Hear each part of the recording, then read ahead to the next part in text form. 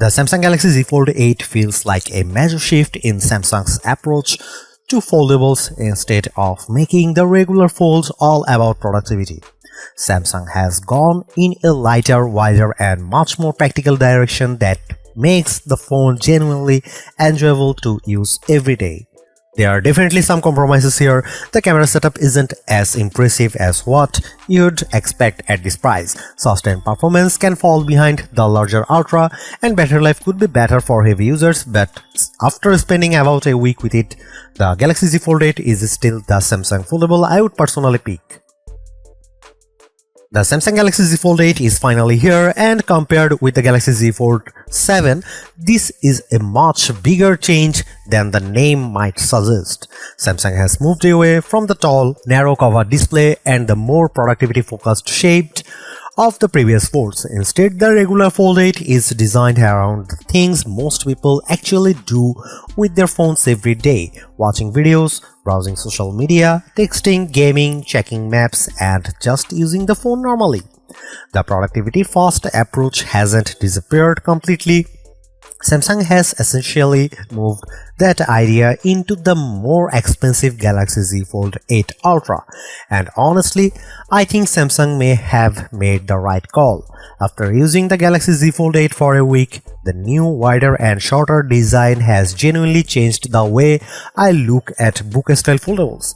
It feels much more approachable, it's easier to handle with one hand, apps feel more natural on the outer display, and there is something about the overall design that makes you want to keep using it.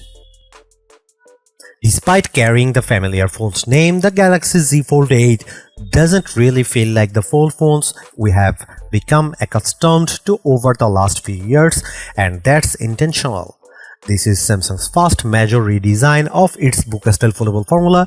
Instead of sticking with the tall outer display and boxier internal screen, Samsung has gone for a much wider and shorter approach that feels noticeably different in the hand. On the outside, you get a 5.5-inch 16:10 display. It's shorter, wider and has almost a passport-like shape.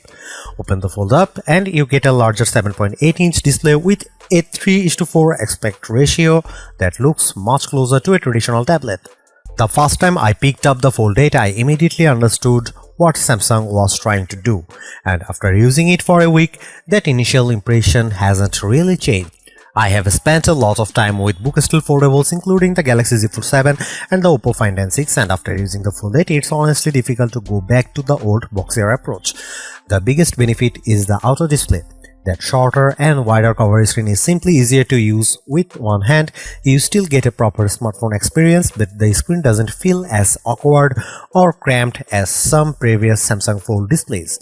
Apps like TikTok and YouTube look good, games work nicely, messaging feels more natural, and because the display is wider, you have more horizontal space available than you did with the Samsung's older Fold cover screens. Then, whenever you need more screen real estate, you just unfold the phone and suddenly you have a 7.8-inch tablet-style display. The overall experience feels like Samsung has taken the versatility of a book-style foldable and mixed it with some of the compactness and convenience of a flip phone, and surprisingly, that combination works really well. The weight also deserves a lot of attention.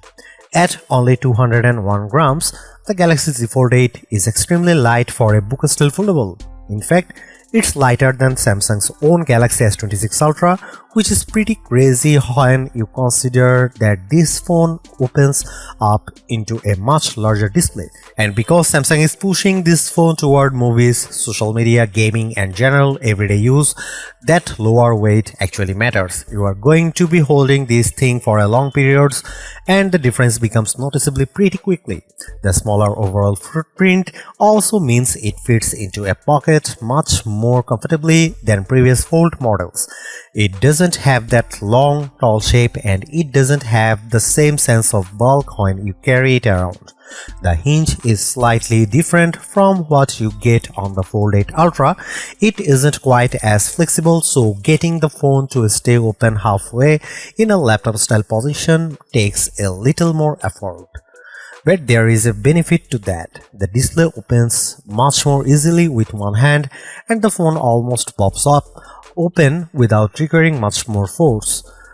Samsung says that was intentional because the company expects this version to be used differently from the Ultra. You can still position it halfway open, you can use the outer display in a tent style setup or prop the inner display into a laptop style position if you really want to, but with the 3:4 inner screen, I don't think laptop mode is going to be a major use case for most people. And if that is what you care about the most, the Galaxy Z Fold 8 Ultra is probably the better fit. Samsung also gives you several nice color options this year: graphite, cream, lavender and pistachio. The pistachio model is a Samsung store exclusive, which is a little disappointing because it's easily my favorite of the other colors. The lavender version I tasted is still very nice too. As for durability, the story is mostly unchanged. The Fold 8 is IP48 rated, which means it has water resistance and can survive being submerged up to around 1.5 meters for as long as 30 minutes.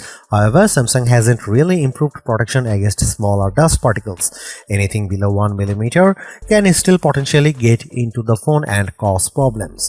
At this point, Google is still basically the company that has pushed farthest toward full dust and water resistance on foldables. So while the Fold 8 isn't leading the industry here, it also isn't exactly an exception. The new design is one of the strongest reasons to buy the Galaxy Z Fold 8. Unfortunately, the camera setup is one of the areas that makes the phone harder to recommend at its price. Samsung has equipped a regular Z Fold 8 with a dual camera system consisting of a 50 megapixel main sensor and a 50 megapixel ultra wide. There is no dedicated telephoto camera, and that's a little frustrating because the Z Fold 8 is still an expensive flagship. In fact, it costs comfortably more than phones like the iPhone 17 Pro Max and the Oppo Find X9 Ultra, so the expectations for camera hardware is naturally pretty high. What makes the decision even harder to understand is that the last year's Galaxy Z Fold 7 had a more advanced camera package for roughly the same price. You had a 200 megapixel main camera, an ultra wide and a dedicated zoom lens. This year, that more capable triple camera setup has effectively been moved to the much more expensive Z Fold 8 Ultra. So with the regular Z Fold 8, Samsung is asking you to settle for a simpler camera setup. The main and ultra wide cameras are capable and can produce good looking results in plenty of situations, but the lack of a proper zoom lens becomes obvious once you start moving closer to distant subjects. Samsung could have compensated for that by using the Ultra's higher resolution 200 megapixel sensor and relying on in-sensor cropping for better zoom quality. But that isn't what happened. As a result, zoom performance is one of the weaker parts of the camera experience. Here are some camera samples from the Galaxy Z Fold 8.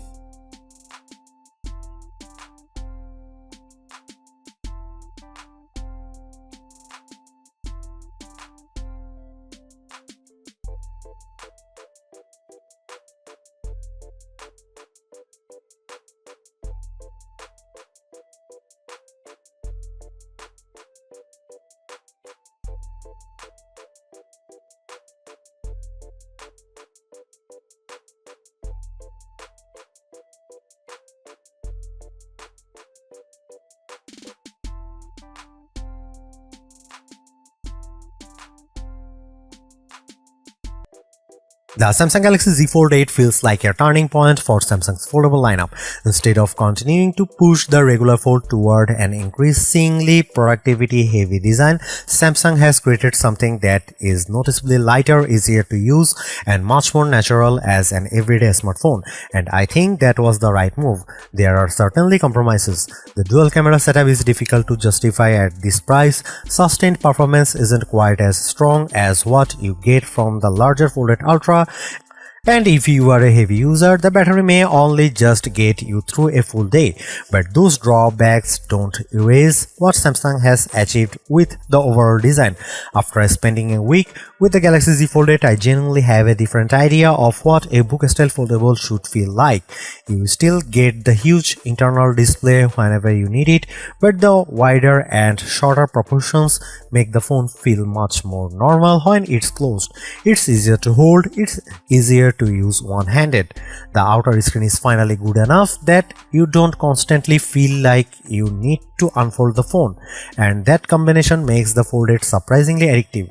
So if your priority is maximum performance, multitasking and productivity, the Galaxy Z Fold 8 Ultra is still the obvious choice. But if you want a Samsung foldable that is more practical, more comfortable, easier to live with and frankly more fun to use every single day, the regular Galaxy Z Fold 8 is the one I would pick.